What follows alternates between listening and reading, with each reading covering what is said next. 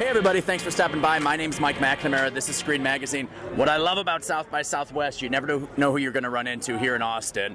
I happened to run into the man who co-wrote and executive produced one of my favorite superhero / any movie of all time, X-Men, and I dragged him aside. I gave him a margarita, and we're gonna talk about his career a little bit. So, Tom DeSanto, executive producer of X-Men. Welcome to Screen. Hello, Mike. How are you? How are you? And for the record, I'm the one with the margarita. But No. You promised me a margarita. I want that margarita right now. We'll work on that immediately. So, there are so many superhero movies out there now. There were so many superhero movies before X-Men, yeah, and they all kept missing. I was a superhero junkie in the 12-cent comic days, you know, before they turned into these like crazy masterworks, where it was just, I get it. What I'm talking about? Me too. And then I saw X-Men, and I was like, wait, these guys get it. They get it. Yeah. It's like you tried to make a real movie, and the superhero part was kind of almost secondary to it. Yeah, I think that's, I think comic books have always been sort of boy soap operas, right? And you fall in love with the characters, and right. You just follow their adventures, and I think that was the key with X-Men 1. I think it's a key with any franchise, is you have to care about the characters. Story is, of course, important, but I didn't care when I was 10 what Han Solo did next. I just knew I wanted to be his sidekick, and I would have followed him even to the Christmas special. I would have gone there. I might not have hung out with B. Arthur, but Harrison Ford was the coolest guy on the planet. So, speaking of that, the coolest guy on the planet, that star, that Harrison Ford was for Star Wars. When did you know you had your Wolverine? In Hugh Jackman. Wolverine's that's the thing. That's probably the most interesting journey in casting I've ever went through. Oh, I love it. So, I was a fanboy on the film who had 38,000 comics and wanted to make X-Men since he was 10. And had a Wolverine cake for his birthday one year. Yes. Thank you, 1984. I love it. And Brian was a filmmaker. Brian had never read comics. And it was a great combination because, at the time, comic book movies were really bombing at the box office. Marvel was bankrupt, and nobody wanted to do any comic book movies. Right. And Batman and Robin had come out with arguably the biggest stars on the planet. You had Schwarzenegger and George Clooney and Uma Thurman. But I always say Kryptonite never killed Superman, but Richard Pryor sure did. And I think, when you take away the magic of the characters and you make fun of it and you belittle it in any way, it damages its soul. And I think that was when Superman fell down. I think that was when Batman fell down. And the key, and I think why Brian was the perfect director for that, was he didn't want to do a juvenile film. And in the development process, we went through a few bumps here and there. And we actually put together a list of, all right, let's look at the actors who are 5'3" and under, and which is Wolverine's height in the comic. And Danny DeVito was the only person on that list. So we expanded. And he wasn't he the Penguin? So he's out. So if he hadn't done the Penguin, he could have been Wolverine. He could have been Wolverine. I think Wolverine should still show up in Sunny in Philadelphia. I think that would be great. So we ended up doing a big casting search. And I was a huge Russell Crowe fan at the time. And I thought he was the perfect Wolverine, and I put blinders on to anybody else and wanted Russell. And there was a bunch of people auditioning, and it just wasn't the right fit. And then we offered the part to Russell. And Russell felt it was too close to Maximus, which he was shooting at the time, but Gladiator hadn't been released. So he passed. And at that time, Hugh Jackman had submitted on old school VHS tape from London with a full man perm because he was playing Curly in Oklahoma on the West End. And he was part of the barrage of tapes coming in, and it just wasn't the right vibe at that time. Then we ended up hiring Dougray Scott, 20th Century Fox had just had a big hit with him in Ever After. Right. They had a relationship with him. He was going to be the villain in Mission Impossible 2, so his star was on the rise. Yeah. So we cast him, and he had a great sensibility about him, but then Mission Impossible 2 kept getting pushed and pushed.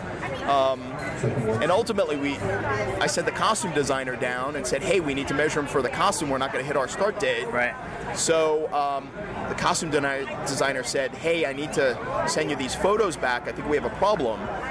And what had happened was, unfortunately, Dougray had gotten really badly hurt on the set of Mission Impossible 2. Wow. And he had broken a bunch of ribs falling off a motorcycle. Yeah. So we couldn't use him. That was it. So back to the guy drawing doing board. Exactly. Oklahoma. So we got together the list. Yeah. We started looking at other actors. Hugh actually flew up to Toronto. Okay. It was our third day of shooting. It was the prison scene where Senator Kelly escapes and Magneto is looking out the window at him. Yeah. And Hugh is there, and Brian and I'm holding the camera, and Brian's doing the audition with him. Yeah. And it's just not working. And it's actually on the DVD, and it's actually fascinating to watch. Yeah. So the audition ends, Brian and I look at each other, and we're just like, it's not the right fit, not the right energy. So Kevin Feige came in the room. Right. And Feige at the time was Lauren Schuler-Donner's assistant. She was such a big producer at the time. She couldn't stay in Toronto the whole time. Okay. So Kevin was up there sort of as a liaison. Yeah. And I had known Kevin since USC. Cool. Yeah, so we're old buddies. Yeah. And he said, hey, this guy doesn't have anybody to go to dinner with. Do you want to go to dinner with him? Okay. And I said, sure. So we went to this Italian restaurant at the Is Four this you Seasons. and Jackman now? Or Me, Hugh, and Kevin Feige. Okay. The three of us went to dinner. Okay. At this Italian restaurant next to the Four Seasons in Toronto.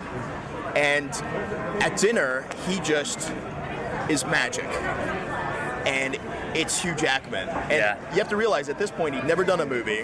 Right. He had been a Broadway guy. Gaston in Beauty and the Beast, Curly in Oklahoma. And he just started to pop. Yeah. So it was after dinner, and it was late. And I said to Kevin, are you thinking what I'm thinking? And he said, yeah. And I said, what time does he leave tomorrow? And he's like, he's on a plane at 6 a.m. I'm like, I can't call Brian now. Right. So next morning on set, I go to Brian. I said, let's bring him back. I think we got to give him a proper shot. Right. Brian agreed. Right. So we literally, Hugh landed in LA, was there for 2 hours, got back on another flight coming back to Toronto, and that night we were shooting the Senate scene in the hallway. Yeah. And we had set up a little area that was like a truck seat with him and Anna. Right. They did their scene. Right. Then we did the scene with him and FILMMAKER in the lab. And this security guard goes over to Brian. He goes, hey, is that the guy playing Wolverine? And Brian looks at the security guy and says, yep, that's the guy playing Wolverine. And that was how we got the part. That was it. And it was the biggest blessing that ever happened. My God. Unbelievable. That was that first scene when you see him. I'm like, because, I had been let down by so many other superhero movies. I was kind of like, well, I got to go see this. And that first scene, you're kind of like, we got a shot here. Yeah. No, it's. I've only got a quick minute with you, and then we're gonna get started here. But two things. One, where's that VHS tape right now? The VHS audition tape. Yeah. I actually have it in a storage locker. I should post it online. Do you know how much you could get for that damn VHS? I know. Him and Curly. Right, you could fund your next movie with it. Yeah, I was the pack rat. I actually have about 90 hours of behind-the-scenes footage from X-Men 1. Oh my gosh. Which was on my little mini DV cam, which I bought at this local electronics store in Toronto. And it was before anybody was doing behind the scenes. Yeah.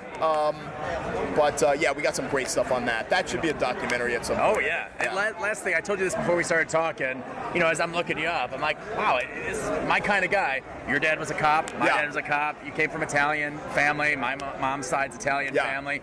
You know, it's blue collar background, but you managed to rise to the top of Hollywood. You know, without having that.